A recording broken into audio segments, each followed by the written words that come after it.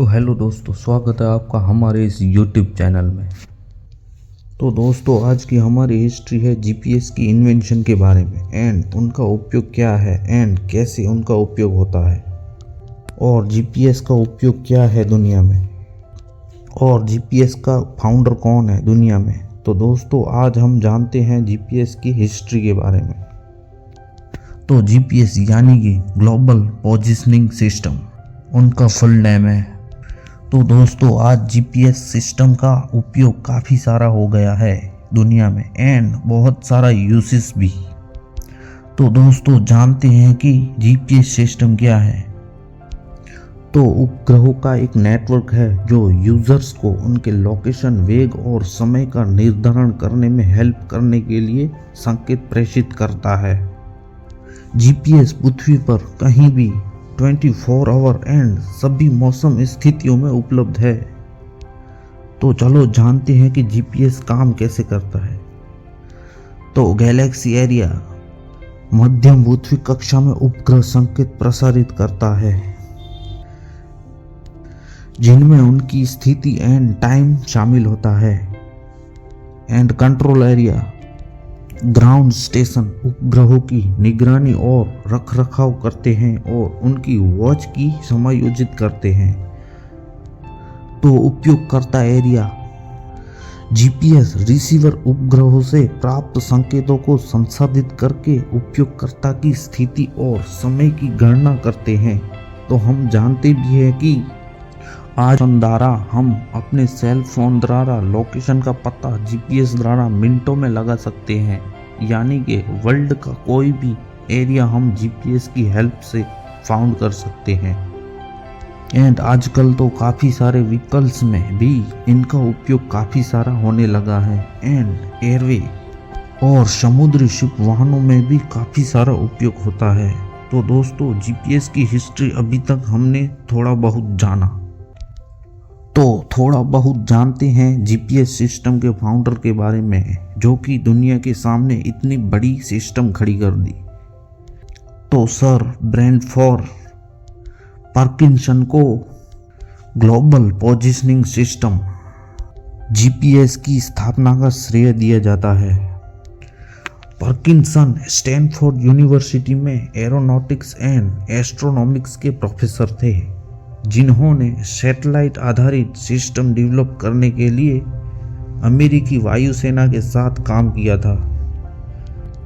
Parkinson ने GPS का development कैसे किया, जानते हैं उनके बारे में। तो ईयर 1972 में पार्किंसन को उपग्रह नेविगेशन प्रोग्राम की देखरेख का काम सौंपा गया।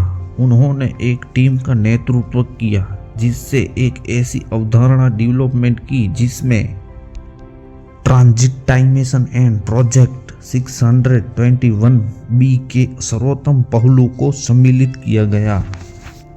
और 1973 में रक्षा विभाग ने पार्किंसन के निष्क्रिय एक तरफा रेजिंग प्रणाली के प्रस्ताव को मंजूरी दे दी एंड पार्किंसन नवस्टार जीपीएस संयुक्त कार्यक्रम के कार्यालय के पहले निर्देशक बने।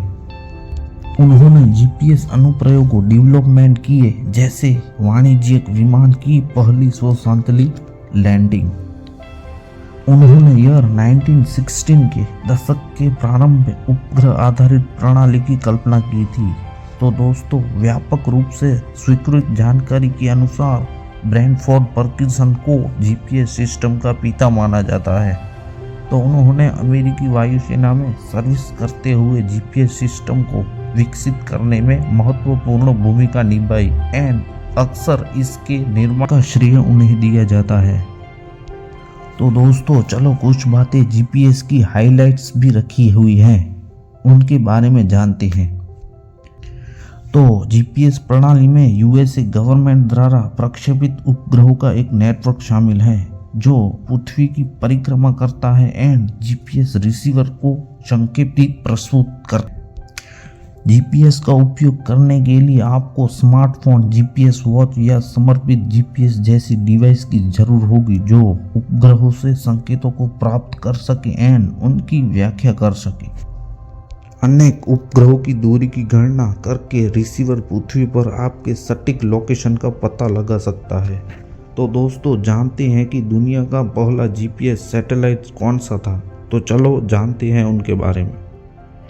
तो दुनिया का पहला जीपीएस सैटेलाइट सिस्टम कौन सा था जानते हैं।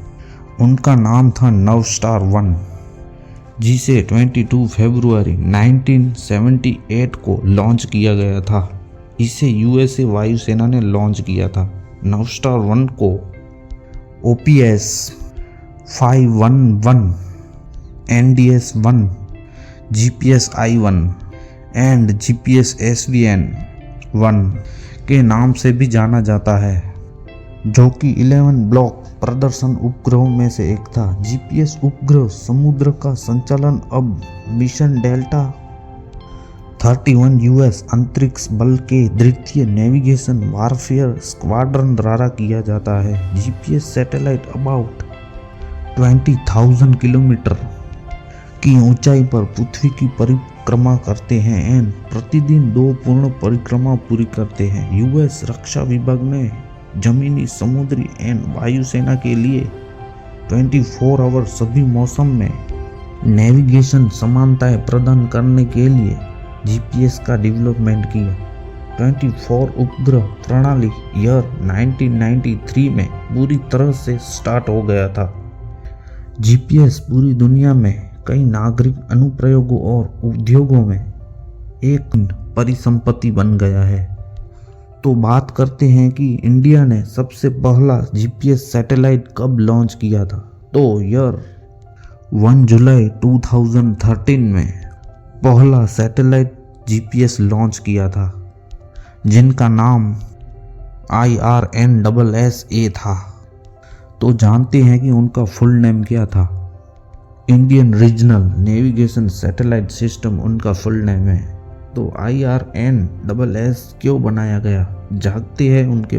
तो IRNSS का निर्माण ईयर 1999 में कारगिल युद्ध के बाद किया गया था, जब भारत की आर्मी संघर्ष क्षेत्र में यूएस जीपीएस का उपयोग करने में असमर्थ थी। IRNSS एक स्वदेशी प्रणाली है जो नागरिक और रक्षा दोनों ज़रूरतों को पूरी करती है। तो दोस्तों थोड़ा बहुत एजुकेशन क्वालिफिकेशन जीपीएस के फाउंडर एंड पिता के बारे में जानते हैं। तो उनका एजुकेशनल क्वालिफिकेशन क्या था। डॉक्टर पर्किंसन 2 कंपनियों के CEO रह चुके हैं एंड कई बोर्ड में काम कर चुके हैं। वो अवार्ड विनर एंड 2 खंडों वाले जीपीएस थियरी एंड एप्लीकेशन के संपादक, लेखक या सहलेखक हैं। उन्होंने यूएस नेवल अकादमी से स्नातक की उपाधि प्राप्त की थी और उनके पास MIT से मास्टर डिग्री एंड स्टैनफोर्ड से PhD की डिग्री है। तो दोस्तों यह history GPS system founder and GPS की प्रोसेस के बारे में थी। तो दोस्तों आपको हमारा ये वीडियो पसंद आया हो तो प्लीज़ हमारे चैनल को लाइक, शेयर एंड सब्सक्राइब करें। मिलते हैं ऐसी एक अगले वीडियो में। जीपी टेलीविज़न, जानो कुछ नया।